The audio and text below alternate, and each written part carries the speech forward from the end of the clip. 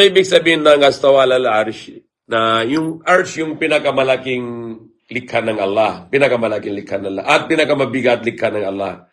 Dahil sa hadis, Nabi Sallam, na mayroon na isang zikr, subhanallah wa bihamdihi, adada khalqihi, wa rida nafsihi, wa zinat arshi, wa midada kalimati. So, ano sabi ng Prophet Muhammad Sallam ng tasbih ng Allah at yung papuri ng Allah,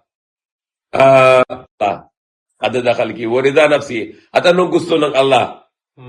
At wasinat arshi, at ano yung timbang ng arsh. At yung ano yung umidada kalimati, at yung tinta ng sulat ng kalimat, the words of Allah, yung mga kalimat ng Allah.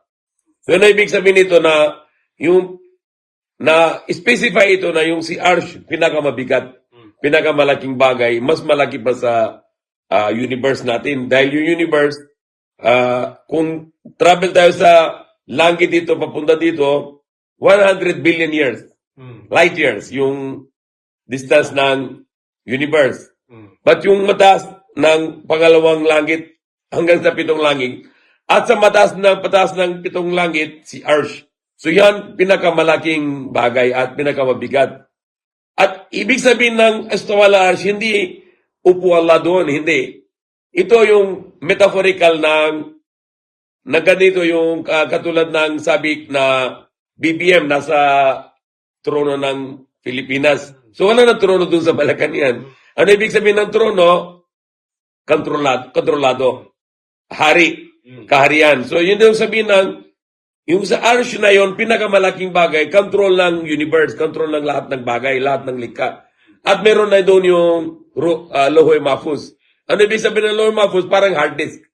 May lahat ng programming doon. So ibig sabihin ng astawala al-arsh is, control ng Allah, lahat ng likha niya sa through the arsh. At meron na may knowledge, yung kaalaman na yung hard disk ng Lohoy Mahfuz. Kung sabi ng tao na, kung maniniwala ng tao na si Allah upo sa trono, hindi siya maniniwala sa Allah. Siya maging musyrik. Siya maging nasamba sa mga ribolto. Si Allah, hindi siya ribolto. Dahil Allah, infinite siya. Noon, wala pang likha, hindi pa likha ng Allah na yung langit, lupa, arsh, trono, wala.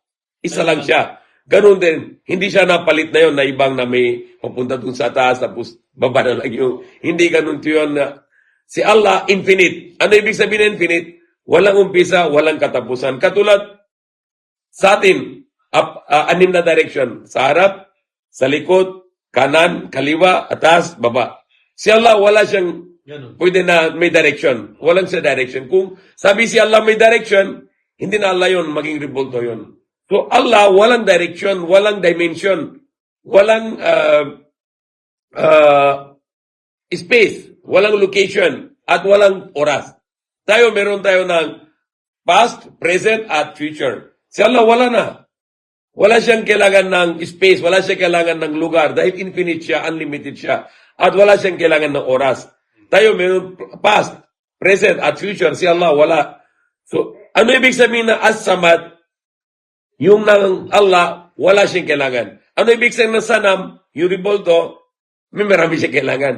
So, lahat ng yung Diyos, maliban kay Allah, maging sanam, ribolto. Si Allah, hindi siya sanam. So, kung may ibang tao na maniniwala si Allah, may kamay, may paa, may likod, may ulo, tapos may mukha, parang mukha ng tao, hindi siya paniniwala sa Allah. Siya paniniwala ng ribolto. So, Allah, hindi siya ribolto, siya ang tagapaglikha. Wala siyang umpisa, wala siyang katapusan.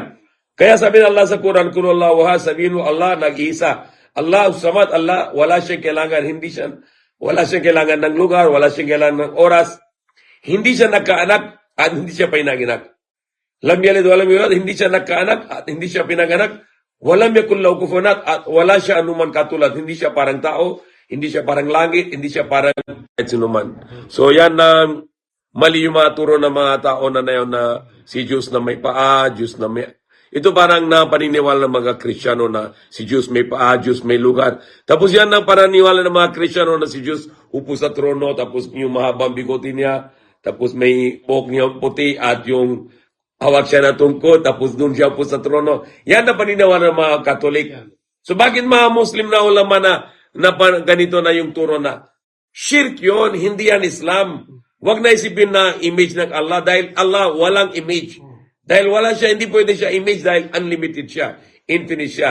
So kung sabi si Diyos na may image at Diyos na may upo at may katawan at may subhanallah. Hindi kayo pwede sabihin na si Diyos na may spirito dahil spirito likha pa rin ng Allah sa utos niya. Kuliruhu min amri Rabbi. At yung hindi pwede si Diyos na may katawan dahil likha ng Diyos katawan din. So you cannot define Allah physically, you cannot define Allah chemically, you cannot define Allah biologically. So physically, Allah is not in a particular place or particular location or direction or dimension. No, free from this, free from space and time. And Allah cannot be defined chemically. He is not solid, liquid, gas, or chemical. No, He is Almighty Creator. And you cannot define Allah biologically. So He is only one. He has no wife. He has no children. So that's my explanation about Tawhid, the true Tawhid, which is every Muslim should believe to be a Muslim. May Allah guide us. Amin.